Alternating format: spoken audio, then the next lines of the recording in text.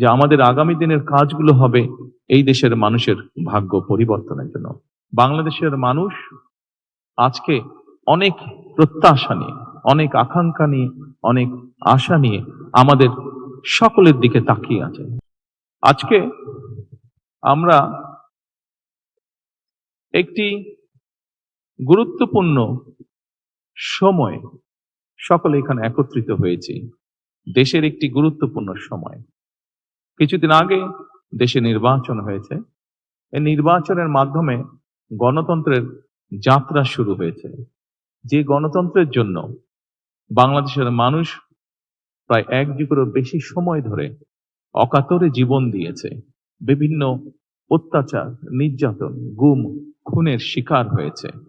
এত ত্যাগের বিনিময় আমরা আজকের এই গণতন্ত্রের যাত্রা যেটি সূচনা হচ্ছে বা হয়েছে নির্বাচনের মাধ্যমে, সেটির সুযোগ পেয়েছি।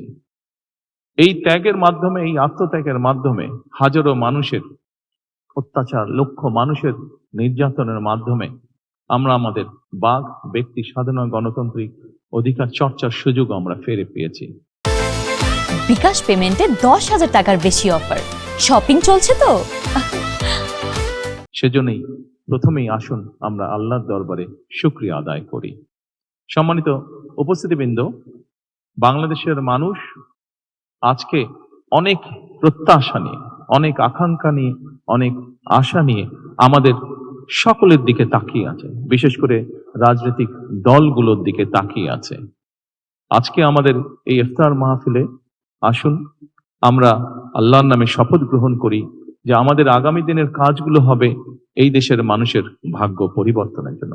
আসুন আমরা আল্লাহর দরবারে সেই রহমত চাই যার মাধ্যমে আল্লাহ আমাদেরকে এই দেশের মানুষের ভাগ্য পরিবর্তনের জন্য, এই দেশের ভাগ্য পরিবর্তনে কাজ করার তৌফিক আমাদেরকে আল্লাহ তাআলা দিবেন।